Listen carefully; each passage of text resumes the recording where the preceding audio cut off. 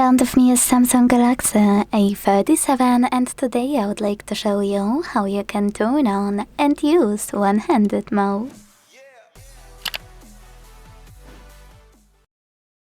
First of all, open Settings and scroll to click on Advanced Features available here.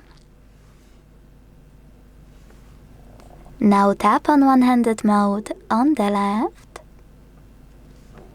and use this switcher at the top right corner to activate it. Following that, use one of those options by clicking on the best one for you to decide which one you want to use to reduce display size with, gesture or button. Then follow all of the instructions below the chosen one.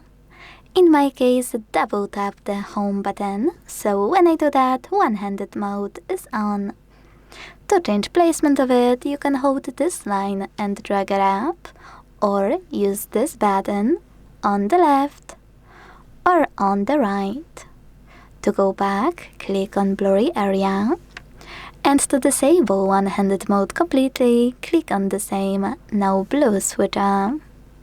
Thanks so much for watching. If you enjoyed this video, leave a like, comment and subscribe. Bye!